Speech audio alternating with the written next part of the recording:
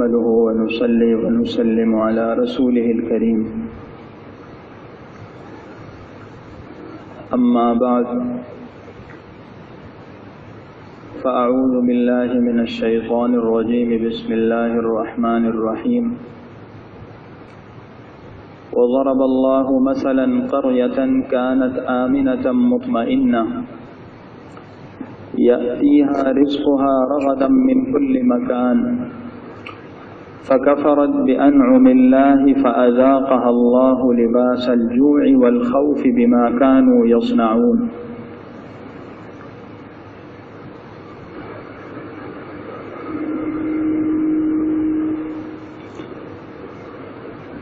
اللہ تعالیٰ کی نعمتوں میں ایک عظیم نعمت ایک ایسی آزاد اور اسلامی مملکت کا وجود ہے جس کے اندر انسان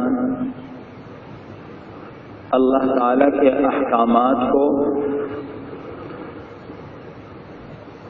اور دین اسلام کی تعلیمات کو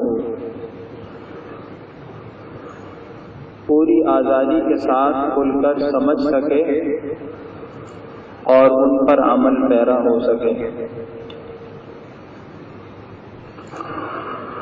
آزادی وطن ایک عظیم نعمت ہے، لیکن آزادی کا تصور مغرب اور اسلام کی نگاہوں میں جدا جدا ہے. اہل مغرب کی نظروں میں آزادی یہ ہے کہ ایک آدمی کو اپنی من پسند زندگی گزارنے میں کسی قسم کی رکاوٹ نہ ہو، اپنی فطری خواہشات کو جب چاہے اور جیسا چاہے پایہ تکمیل تک پہنچا سکے، اور اس میں کسی قسم کی سماجی، قانونی، ریاستی اور مذہبی کوئی رکاوٹ نہ ہو.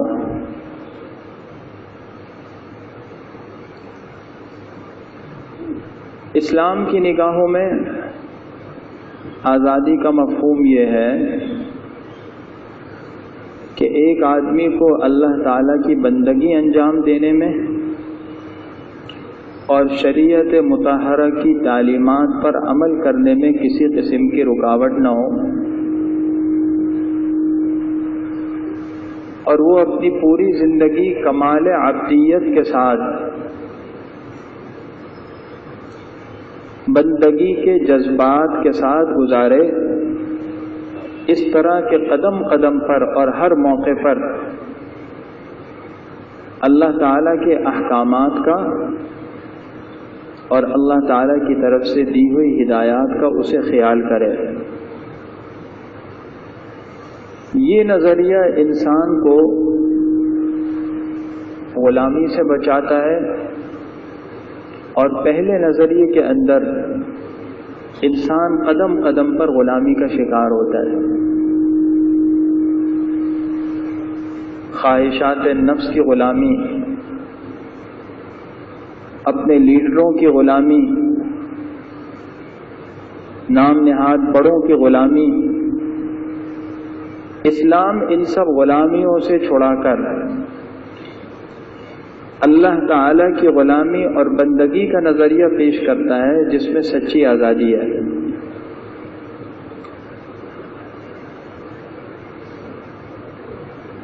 آزادی کے ساتھ یہ بندگی کیسے حاصل ہوگی، اس کا ایک بہت بڑا ذریعہ ایک ایسا ملک، ایک ایسا وطن ہے جہاں اللہ تعالیٰ کے احکامات پر عمل کرنے میں رکاوٹ نہ ہو.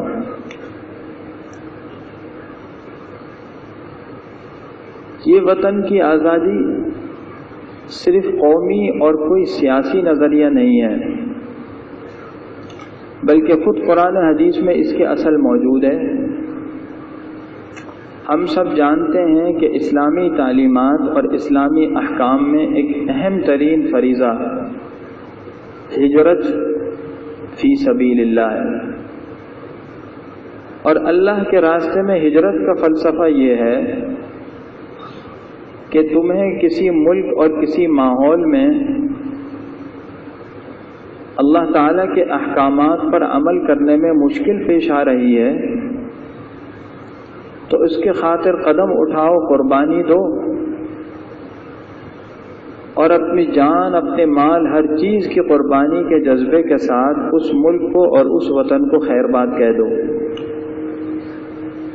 اس لیے کہ وہ دوست احباب، وہ برادری، وہ خاندان، وہ قبیلہ اور وہ ملک اس بنیاد پر کوئی اہمیت اور حیثیت نہیں رکھتا کہ وہ اللہ تعالیٰ کے احکامات پر عمل کرنے میں رکاوٹ بن رہا ہے، تو کہا اللہ کے راستے میں ہجرت کرو۔ اور اگر یہ خیال ہو کہ ہم نئے ماحول میں، نئے ملک میں کیسے پنپ سکیں گے، کیسے جم سکیں گے، تو اللہ تعالیٰ نے قرآن کریم میں تسلی دیتے ہوئے فرمایا یا عبادی الذین آمنوا ان ارضی واسعہ فإیایا فاعبدون، میرے بندو زمین بہت کشادہ ہے، میری عبادت کرو، یعنی جہاں تمہیں میری عبادت کا موقع ملے وہاں چلے جاؤ۔ اور اس کے بعد ایک آیت کے بعد ارشاد ہے،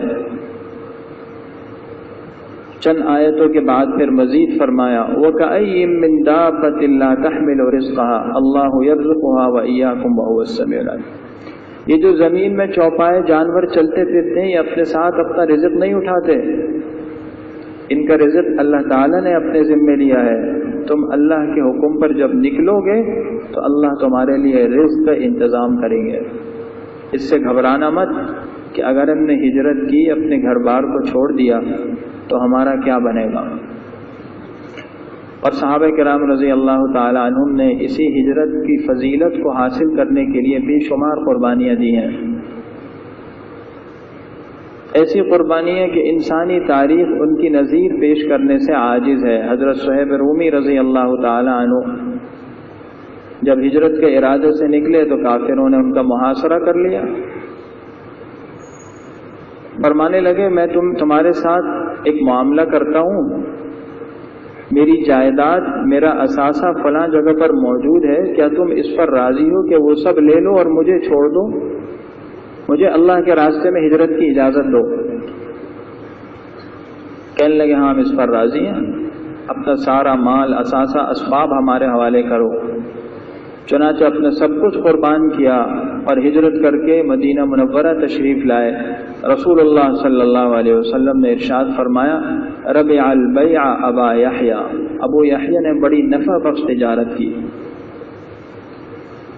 تو یہ ہجرت جس کے لیے صحابہ کرام رضی اللہ عنہم نے اتنی قربانیاں دی ہیں، اس کے پیچھے کیا نظریہ ہے، کیا تصور ہے؟ وہ تصور یہی ہے کہ مدینہ منورہ کی آزاد ریاست میں اسلامی تعلیمات پر عمل کرنا، اللہ تعالیٰ کے احکامات پر جمنا آسان ہوگا، حضور کریم صلی اللہ علیہ وسلم کی صحبت سے فائدہ اٹھانا آسان ہوگا۔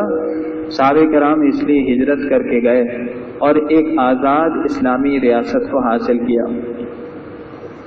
اللہ تعالیٰ نے ہمیں یہ جو ملک عطا فرمایا ہے، یہ ملک کئی پہلوؤں سے ایک امتیازی حیثیت رکھتا ہے، جغرافیائی حوالے سے بھی،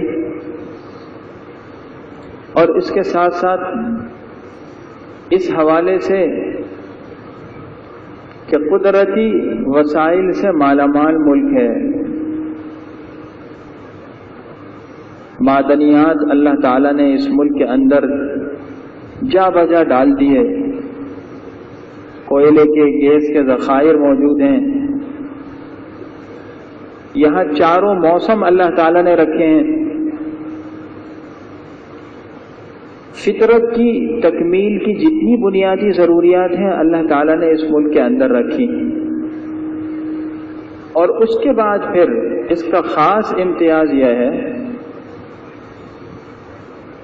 کہ یہ دنیا میں مدینہ منورہ کے بعد ایک امتیازی حیثیت اس حوالے سے رکھتا ہے کہ اسلام کے نام پر یہ ملک وجود میں آیا۔ پورے عالم میں دو ریاستیں ہیں، ایک اسرائیل کی اور ایک پاکستان کی، اسلامی جمہوریہ پاکستان کی، جو کسی مذہبی نظریے کی بنیاد پر وجود میں آئے ہیں۔ اب ایسا ملک، ایسی حکومت جس کی بنیاد کے اندر مذہبی نظریہ ہے، اس کی ہر پہلو سے کس قدر اہمیت ہوگی۔ اور یہی وجہ ہے کہ جب یہ ملک تقسیم کے نتیجے میں وجود میں آ رہا تھا 1947 میں، تو اس سے پہلے اور اس وقت ایسے حالات تھے اور ایسا ماحول تھا کہ قدم قدم پر اس بات کی رکاوٹ کھڑی کی جا رہی تھی کہ وہ کام نہ ہو جو ہونے جا رہا ہے۔ اندرونی اور بیرونی طاقتیں نہیں چاہتی تھی کہ یہ ملک بنے، ہندو، سکھ، انگریز، تینوں کی یہ پوری کوشش تھی، لیکن سب سے پہلے اللہ تعالیٰ کا فضل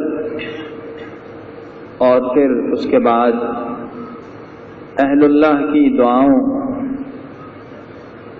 اور ان کی آہوزاریوں کے نتیجے میں، اور اس کے بعد ہمارے آبا و اجداد، بزرگان دین اور تقریباً زندگی کے ہر طبقے سے تعلق رکھنے والے درد مند مسلمانوں کی قربانیوں کے نتیجے میں اللہ تعالیٰ نے ہمیں یہ نعمت عطا فرمائی۔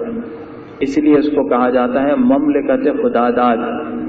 یہ اللہ کا عطیہ ہے، خاص اللہ کا کرم ہے کہ اللہ تعالیٰ نے ہمیں یہ ملک عطا فرمایا۔ اور ایک ایسا ملک جس کی تمنا اپنے وقت کے بڑے بڑے اولیاء اللہ کیا کرتے تھے۔ چنانچہ ایک مرتبہ حکیم الامت مجدد الملت حضرت مولانا اشرف علی تھانوی قدس اللہ سرہ نے فرمایا، لکھا ہے کہ جی یوں چاہتا ہے کہ ایک ایسی اسلامی مملکت وجود میں آئے جہاں اسلامی نظام قائم ہو، شرعی حدود اور تعزیرات رائج ہوں،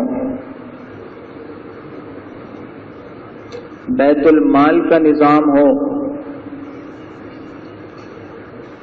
ایک ایسا ملک ہو جس کے اندر پورے اسلامی قوانین ہوں اور وہ عملی طور پر نافذ کیا جائیں۔ اس لیے کہ صحیح معنوں میں اللہ تعالیٰ کی بندگی اس کے بغیر مشکل ہے۔ تو اللہ تعالیٰ نے پھر ان حضرات کی دعاؤں کے نتیجے میں ہمیں یہ عظیم ملک عطا فرمایا۔ اور خود نبی کریم صلی اللہ تعالی علیہ وسلم کی سیرت طیبہ میں بھی اس کے اصل موجود ہے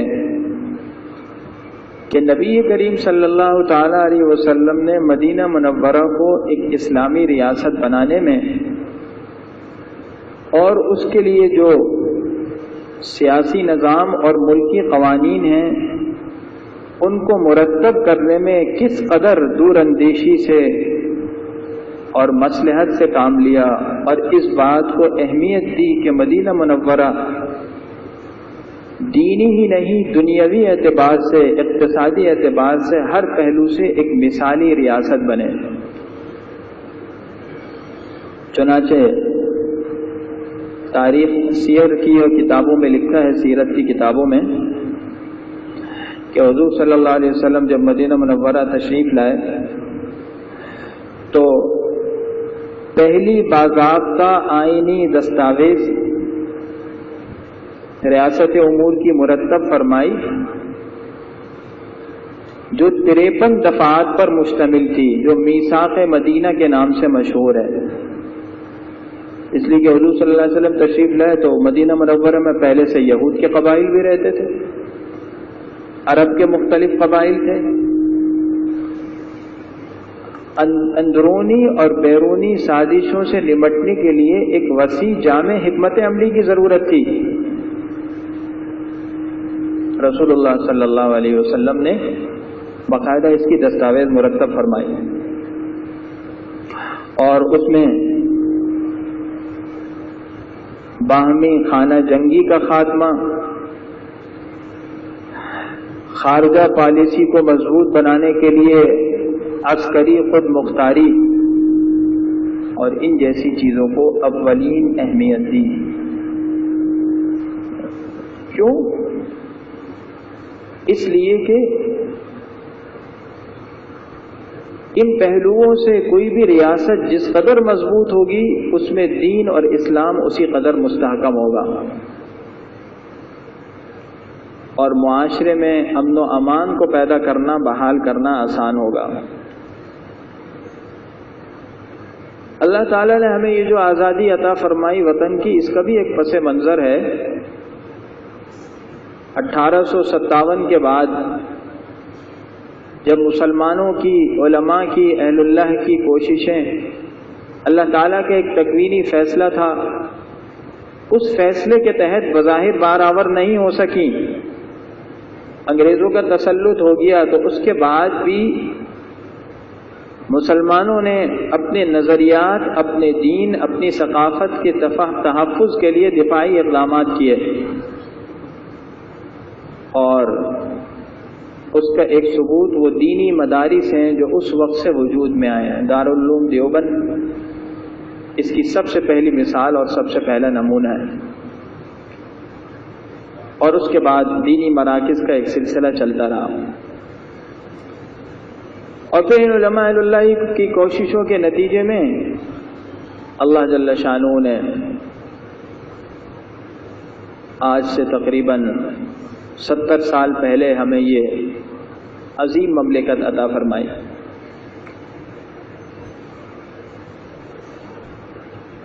ذہنوں کے اندر یہ تاثر آتا ہے کہ اللہ تعالیٰ نے ہمیں آزاد وطن دے دیا،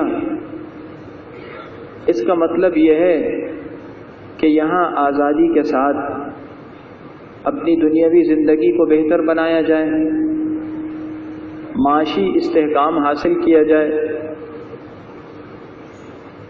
اور بس یہ دنیاوی ترقی اسی کو کافی سمجھ لیا جائے۔ چنانچہ اللہ معاف فرمائے، جب ہم 14 اگست کا دن آتا ہے تو اس دن بھی آزادی کا جشن مناتے ہیں۔ حقیقت یہ ہے کہ یہ دن جشن کا نہیں، یہ تو شکر کا دن ہے۔ مومن کی شان یہ ہے کہ جب کوئی نعمت آئے وہ اس کو یاد کرے تو اس کے اندر اور عاجزی پیدا ہوتی ہے، اللہ کا ڈر پیدا ہوتا ہے، اور اس کا دل اللہ کے شکر کے جذبات سے لبریز ہوتا ہے، مالا مال ہوتا ہے۔ شیطان انسان کو یہ پٹی پڑھاتا ہے کہ آزادی کے نام پر اپنی ہر خواہش کی تکمیل کرو، لیکن دین اور مذہب یہ سکھاتا ہے کہ نہیں، آزادی کے موقع پر بھی وہی حدود اور قیود ہیں جو حدود و قیود مشکل حالات میں تھے۔ اللہ تعالیٰ کی اطاعت، اس کی بندگی تمہارا سب سے پہلا فریضہ ہے۔ وطن آزاد ہو گیا، ملک آزاد ہو گیا، لیکن اس وقت جو سب سے بڑا چیلنج ہے وہ یہ ہے کہ کیا ہم جغرافیائی آزادی کے ساتھ ذہنی، روحانی اور سیاسی اعتبار سے بھی آزاد ہو گئے یا نہیں؟ جب تک ہمیں یہ آزادی نصیب نہیں ہوگی تو اس آزادی پر خوشی منانے کا ہم پورا حق نہیں رکھتے۔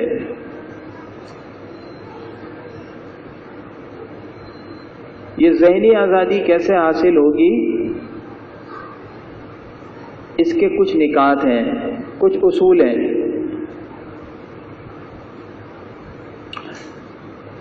پہلا اصول تو یہ ہے کہ ہم اپنے عقائد اور نظریات کے حوالے سے حساس ہوں، ان کے تحفظ کے حوالے سے ہر حد تک جذباتی ہوں، اس لیے کہ اس ملک کی بنیاد ایک نظریے پر ہوئی ہے۔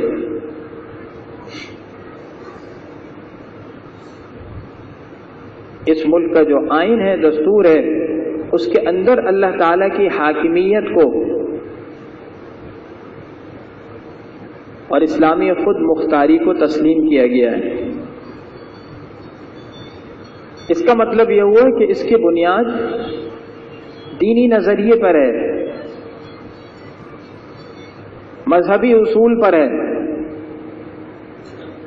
یہ ممکن نہیں کہ ایک آدمی اپنے آپ کو اس ملک کا محب وطن شہری کا ہے اور اس کے بعد نظریے اور عقیدے کے اعتبار سے اس کا ذہن سیکولر ہو، اس کے ذہن کے اندر وہی مغربی جراثیم ہو جو آج بالخصوص ذرائع ابلاغ کے ذریعے سے عوام کے ذہنوں میں منتقل کیے جا رہے ہیں۔ اس کا مطلب یہ ہوا کہ ہم پھر بھی غلام کے غلام ہیں، آزاد نہیں ہیں۔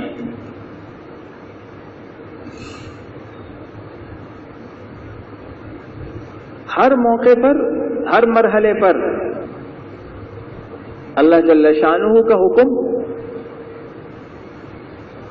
اور نبی کریم صلی اللہ علیہ وسلم کی سیرت سے وابستہ قوانین بالا تر ہوں، ملکی، سیاسی اور دوسرے قوانین اس کے بعد ہیں۔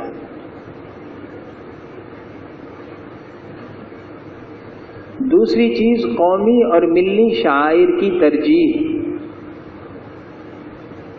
کسی بھی قوم کی ثقافت، اس کی تہذیب، اس کا رکھ رکھاؤ، اس کی زبان اس قوم کا سرمایہ اور اثاثہ ہے، اور تاریخ اس بات کی گواہ ہے کہ جن قوموں نے اپنے اس اثاثے سے منہ موڑا وہ تنزلی کا اور پستی کا شکار ہوئی، اور اس میں بالخصوص زبان کو بڑی اہمیت حاصل ہے۔ ہر دور میں اور اس دور میں دانشوران قوم اور مفکرین ملت اس بات پر زور دیتے رہے ہیں اور دے رہے ہیں کہ اپنی قومی زبان کو دوسری زبان کے مقابلے میں اولین ترجیح دی جائے۔ یہ کوئی معمولی بات نہیں، یہ وہ اصول ہیں جن کو سامنے رکھ کر ہم اس آزادی کا صحیح فائدہ اٹھا سکتے ہیں۔ عرض یہ کرنا چاہ رہا ہوں کہ صرف آزادی کا جشن منانا کافی نہیں ہے، اس حوالے سے ہم پر جو ذمہ داریاں ہیں، جو اللہ تعالیٰ کی طرف سے ہم سے مطالبے ہیں، ہمیں ان کو سامنے رکھنا ضروری ہے، اور اس میں یہ چیز بھی بڑی اہمیت کے حامل ہے۔ یہ زبان، یہ تہذیب و ثقافت، یہ بود باش اس بات کی عکاسی کرتی ہے کہ یہ قوم ذہنی غلام ہے، یہ اپنے آپ کو ذہنی اور نظریاتی اور قومی طور پر آزاد سمجھتی ہے۔ یہ پژمردہ قوم ہے، یہ ایک ایسی قوم ہے جو کچھ کرنے کا عزم رکھتی ہے، طوفان کی موجوں سے ٹکرانا جانتی ہے، اس کے عزائم کے اندر فولاد جیسی پختگی ہے۔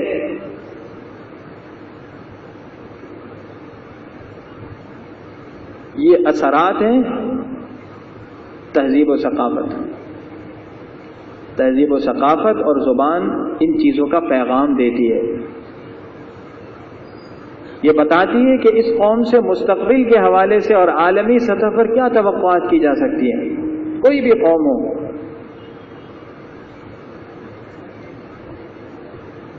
تیسرے نمبر پر نظام تعلیم۔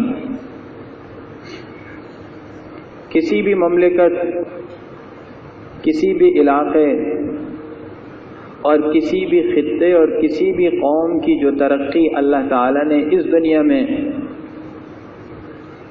اس دار الاسباب میں رکھی ہے، اس کا اہم ترین اور بنیادی سبب تعلیم ہے۔ تمام خرابیوں اور گمراہیوں اور فسادات اور کمزوریوں کی جڑ جہالت ہے۔ تعلیم سے ملک میں، معاشرے میں، قوم میں شعور پیدا ہوتا ہے۔ اس لیے ضرورت اس بات کی بھی ہے کہ ملک میں، قوم میں، عوام کے اندر یہ شعور بیدار کیا جائے، اور وہ ایک ایسی تعلیم ہو جس میں ہر شہری کو سب سے پہلے نظریاتی مسلمان اور سچا محب وطن شہری بننے کا درس دیا جائے. ہم اپنی اولاد کے لیے، اپنی نسل کے لیے وہ تعلیمی ادارے منتخب کریں جس میں ان کے مذہب کی بھی حفاظت ہو اور وطن اور ملک کے ساتھ وابستگی کی بھی حفاظت ہو.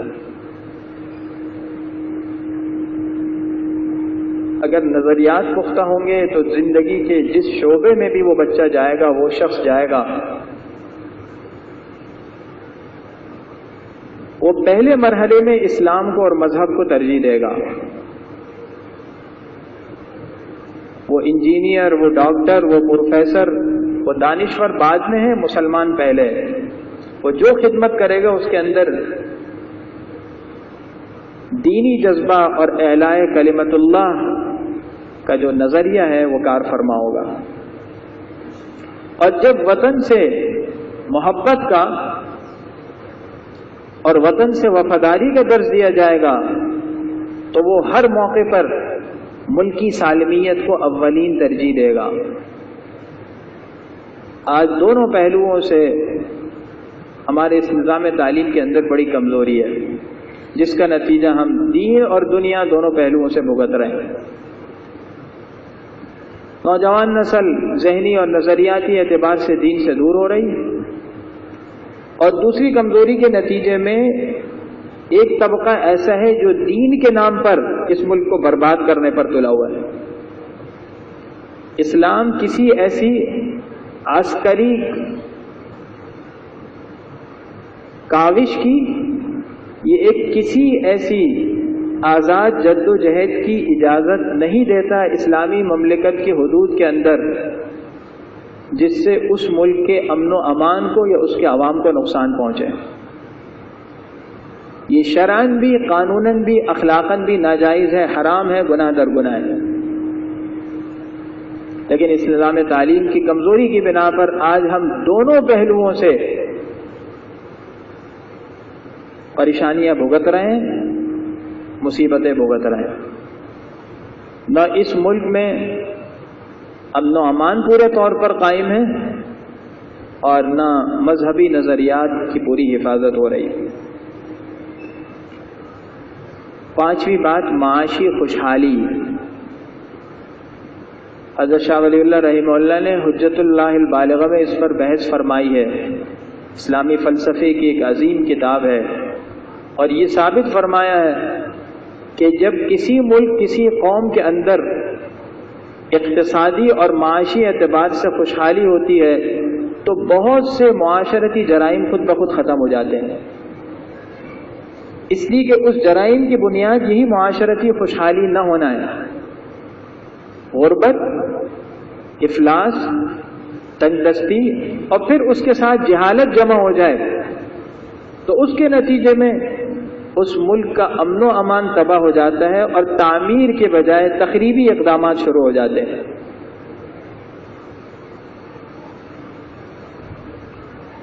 اور اس کے بعد چھٹی بات یہ کہ پائیدار سیاسی نظام بھی ہو، خارجی پالیسی بھی مضبوط ہو اور داخلی بھی. ملک کو ہر پہلو سے اور ہر حوالے سے تحفظ دلایا جائے، اور اس بات پر پورا زور دیا جائے اور کوشش کی جائے کہ اس ملک کے اندر امن و امان پیدا ہو. کسی بھی معاشرے کی پہلی ترجیح امن ہے، اور پھر اس کے بعد معاشی خوشحالی اور تعلیم. تو میرے بھائیوں، یہ ملک ہماری ملکیت نہیں ہے، یہ اللہ کی طرف سے ایک امانت ہے. اور قیامت کے دن اللہ کی بارگاہ میں جس طرح اور نعمتوں کے بارے میں سوال ہوگا، یہ بھی سوال ہوگا کہ ہم نے تمہیں ایک ملک عطا کیا تھا، ایک آزاد ملک تھا، اسلامی نظریے کی بنیاد پر یہ ملک وجود میں آیا تھا، تم نے اس ملک کی کیا حفاظت کی اور اس نعمت کا کیا شکر ادا کیا؟ اللہ معاف فرما دے، کیا یہ ناچ گانے، یہ بینڈ باجے، یہ اس ملک کی نعمت کا شکر ہے؟ جس مقصد کے لیے ہمارے آبا و اجداد نے قربانیاں دیں، کیا ہم نے اس مقصد کو حاصل کر لیا؟ اگر نہیں کر سکے تو اس کے لیے کتنی جدوجہد کی؟ ہم سب نے اپنے بڑوں سے اس کی داستانیں سنی ہیں اور کتابوں کے اندر تو اب محفوظ ہیں کہ ظلم و بربریت کا جو طوفان مچایا گیا اور جو وحشیانہ کھیل کھیلا گیا، اس کو زبان پر لانا بھی مشکل ہے۔ قتل و غارت گری، لوٹ مار، جائیدادوں پر قبضہ،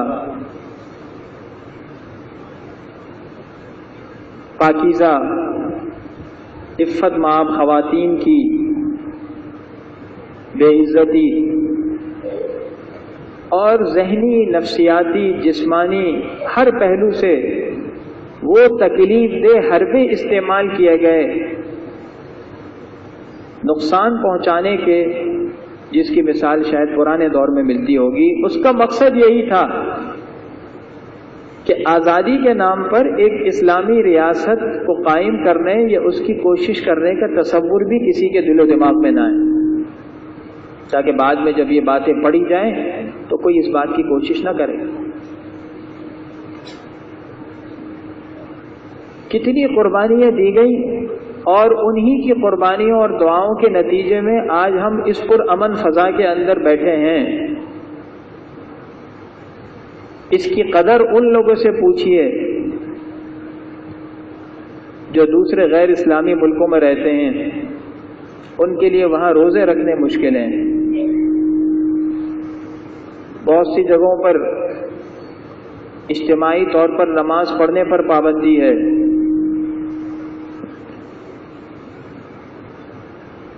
اور بعض ممالک کے بارے میں تو میں نے یہاں تک پڑھا ہے کہ وہاں مسلمان مرد اور عورت کو نکاح کرنے کی اجازت نہیں ہے۔ آج کے ابھی کے اس دور میں ان پر پابندی ہے، وہ اسلامی طور پر نکاح نہیں کر سکتے۔ اگر انہوں نے شادی نکاح کرنے کا ارادہ ہے تو وہ جائیں ان مقامات میں، ان ہالز کے اندر جہاں اس قسم کی تقریبات منعقد ہوتی ہیں، اور جو غیر اسلامی طریقہ اس کے لیے اختیار کیا گیا اس طریقے کو لازماً اختیار کریں، اور اس بنیاد پر استفتاء آئے، سوالات پوچھے گئے، ایسی صورت میں کیا کیا جائے۔ آپ یہاں سے کسی بھی طرف رخ کر کے سفر کے لیے نکل جائیں، آپ کو قدم قدم پر مسجدوں اور عبادت گاہوں کا ایک جال پھیلا ہوا نظر آئے گا۔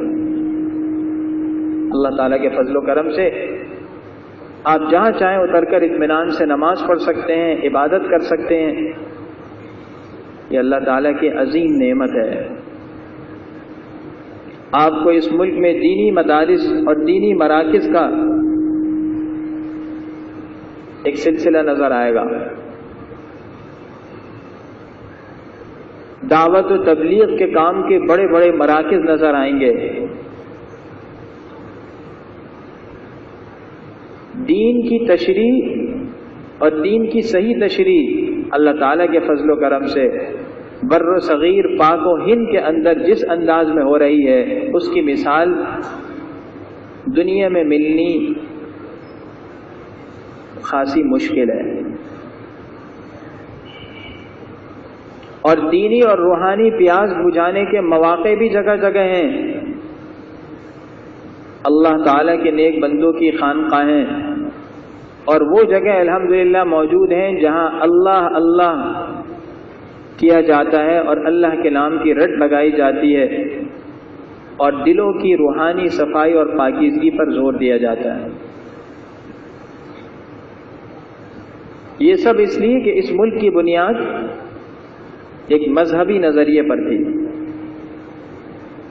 اب ہم نے اس نعمت کی قدر یہ ادا کرنی ہے اور اس کا شکر یہ ادا کرنا ہے کہ ہم اس ملک کی بحالی، اس کی سلامتی اور اس کے تحفظ کے لیے ہر وہ اقدام کریں جس کے نتیجے میں اس ملک میں امن و امان پہلے سے مستحکم ہو، پہلے سے زیادہ، اور دینی ماحول پہلے سے زیادہ سازگار ہو۔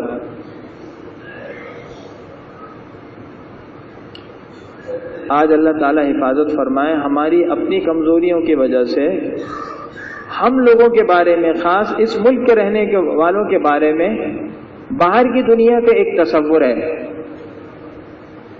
کہ یہ لوگ ان چیزوں میں ملوث ہیں جو معاشرے کے اندر امن کے بجائے فساد برپا کرتے ہیں۔ ان لوگوں کے اندر بد نظمی ہے، اجتماعی سسٹم ان کا صحیح نہیں ہے، ملک کی قوانین ان کے مستحکم نہیں ہیں۔ اگر کچھ باتیں تعصب کی بنیاد پر ہیں تو شاید کچھ باتیں حقائق کی بنیاد پر بھی ہیں۔ اپنے ملک کو ہم نے خود سنوارنا ہے اور اس کی حفاظت کرنی ہے۔ ہم جب بیٹھتے ہیں تو اپنے ملک کی کمزوریوں کا ذکر کرتے ہیں اور بالخصوص اپنے حکمرانوں کی، لیکن دوسرا رخ یہ بھی تو ہے کہ ہم بھی اس ملک کے ایک فرد ہیں، اس ملک کا ایک حصہ ہیں۔ ہم اپنی ذاتی کمزوریوں کو دور کر کے بھی اس ملک کو تعمیر و ترقی کے راستے پر چلا سکتے ہیں۔ اگر ہم میں سے ہر فرد یہ سوچے کہ اس ملک کے حوالے سے، اس کی بقا، اس کے تحفظ اور اس کی سلامتی کے حوالے سے میری ذمہ داری کیا اور مجھے کیا کرنا چاہیے اور میں اس پر عمل کروں گا، تو میں سمجھتا ہوں کہ ہم نے ایک حد تک اس نعمت کا حق ادا کرنے کی کوشش کی ہے۔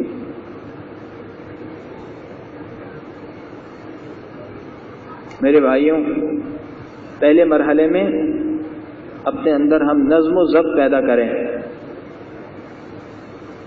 دوسری بات، ملکی قوانین کی پاسداری کریں، اس لیے کہ حکمرانوں کی، ارباب اقتدار کی اطاعت اللہ تعالیٰ نے قرآن کریم میں لازم قرار دی ہے۔ یا ایھا الذین آمنوا اطیعوا اللہ واطیعوا الرسول واولی الامر منکم۔ اللہ کی اطاعت، اللہ کے نبی کی اطاعت اور اولو الامر، ارباب اختیار کی اطاعت لازم ہے۔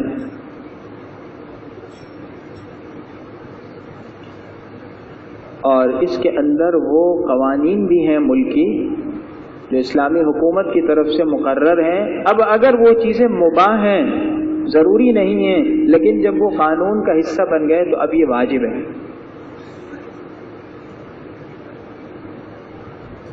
معاشرے کے اندر بہت سی خرابیاں اسی لیے ہیں کہ ہم ان قوانین کو دین نہیں سمجھتے، مذہب نہیں سمجھتے۔ ٹریفک کے قوانین کی حفاظت بھی ضروری ہے، اپنے گھروں کے باہر کے حصے کو، اپنی گلیوں کو، اپنے راستوں کو صاف رکھنا اور اس کو ناجائز تجاوزات سے محفوظ رکھنا بھی تو ضروری ہے۔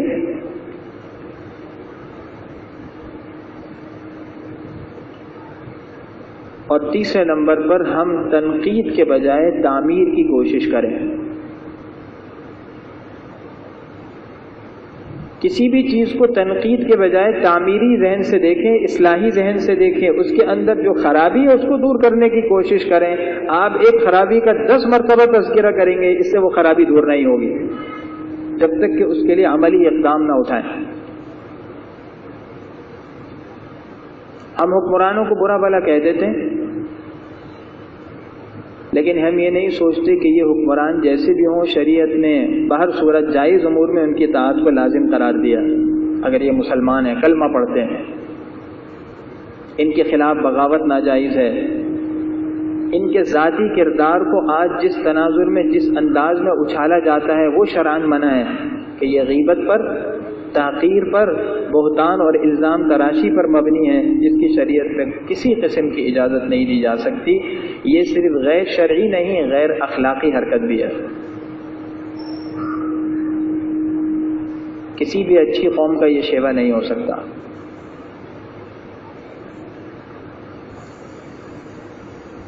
ان کے اندر جو کمزوری ہے ہم اس کو دور کرنے کی کوشش کریں، ان تک یہ پیغام پہنچانے کی کوشش کریں، اور اس کے بعد ان کے لیے دعا کریں کہ اللہ تعالیٰ ان سے اس ملک کی تعمیر کا اور اس ملک کی ترقی کا کام لے لے، اور دعا میں اللہ تعالیٰ نے بڑی طاقت رکھی ہے۔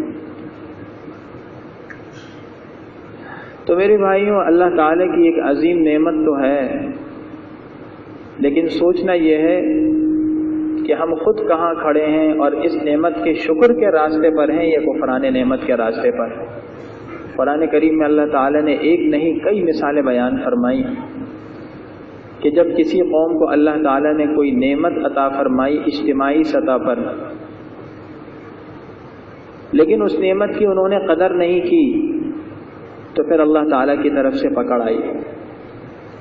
آپ کے سامنے ایک آیت شروع میں پڑھی گئی تھی، اسی آیت کی وضاحت پر میں اپنی بات کو ختم کرتا ہوں کہ اللہ تعالیٰ فرماتے ہیں کہ ہم نے ایک مثال لوگوں کے سامنے بیان کی، ایک بستی کی جہاں بڑا امن تھا، چین سکون اطمینان تھا، رزق کی فراوانی بھی تھی، یعنی معاشی خوشحالی بھی تھی، استحکام بھی تھا، اور امن و امان بھی مکمل طور پر تھا، کسی قسم کی کوئی پریشانی نہیں تھی۔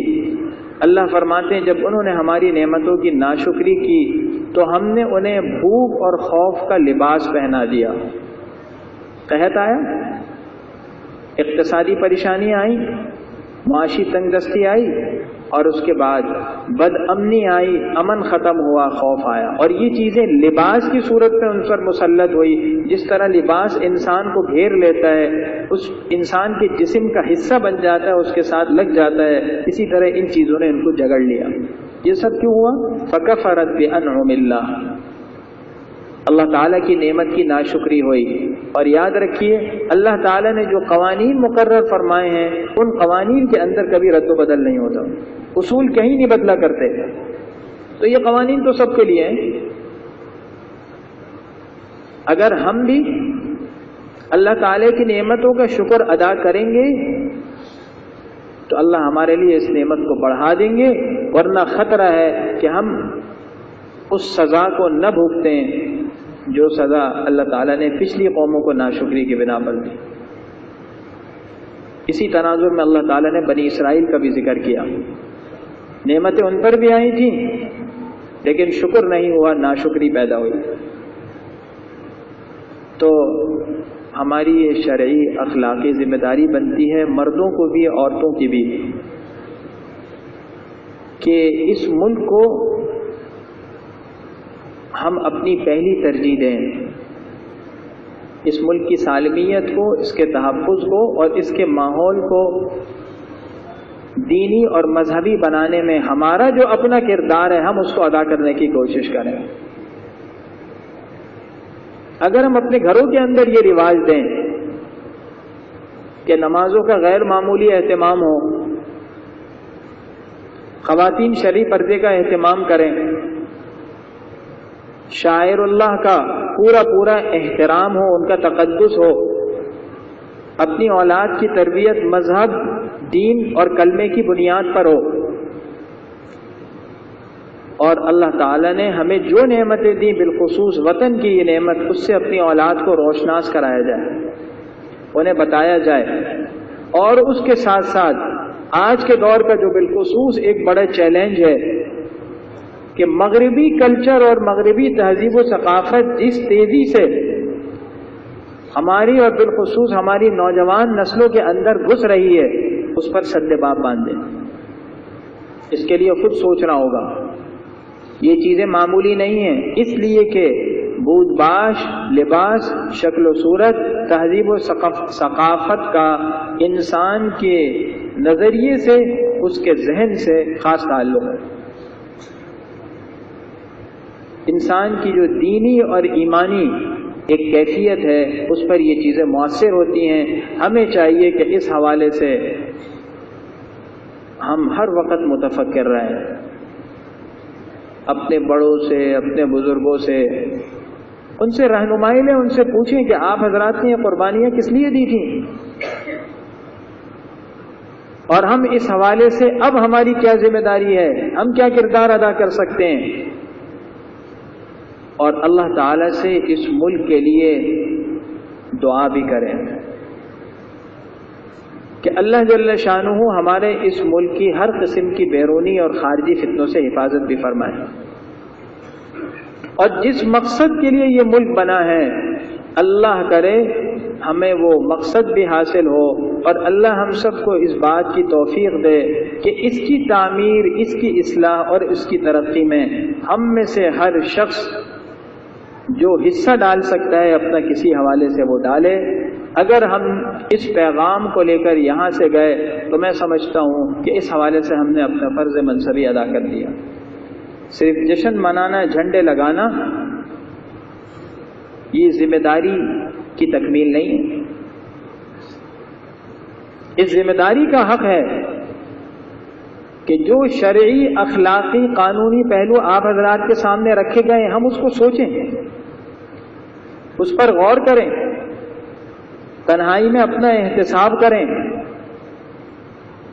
اور اس کے بعد کم سے کم اپنی ذات، پھر اپنے خاندان اور معاشرے کی حد تک اس فکر کو پھیلائیں اور بڑھائیں۔ اور اس حوالے سے ایک اہم بات یہ ہے کہ ہمارے اکابر نے، بالخصوص علماء دین نے جو قربانیاں دی ہیں اپنی اولاد کو بتایا جائے، تاکہ ہماری نوجوان نسل کا اپنے بزرگوں کے ساتھ، اپنے اکابرین کے ساتھ جو ایک روحانی تعلق قائم ہونا چاہیے وہ پھر سے استوار ہو جائے۔ اللہ تعالیٰ کہنے والے کو، سننے والے کو عمل کی توفیق عطا فرمائے۔ وآخر دعوانا ان الحمدللہ رب العالمین۔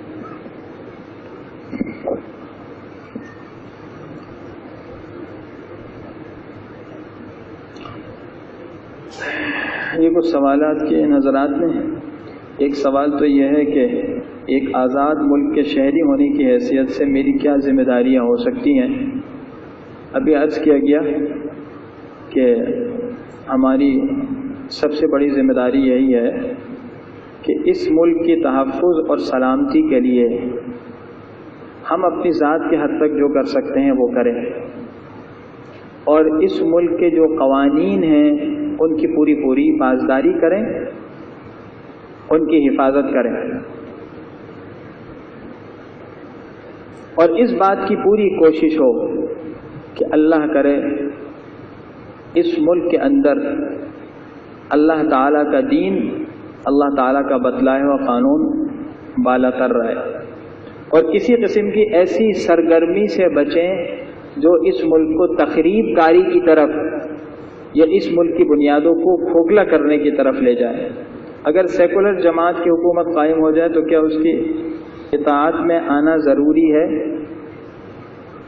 اگر کوئی ایسی جماعت ہے جو اس ملک کے اندر ہے اور اسلام کے نفاذ اور اسلام کو قائم کرنے میں وہ لچک رکھتی ہے، اس سے توقعات ہیں کہ کسی درجے میں وہ انشاءاللہ اسلام کو اور مذہب کو ضرور خندہ پیشانی کے ساتھ دیکھے گی۔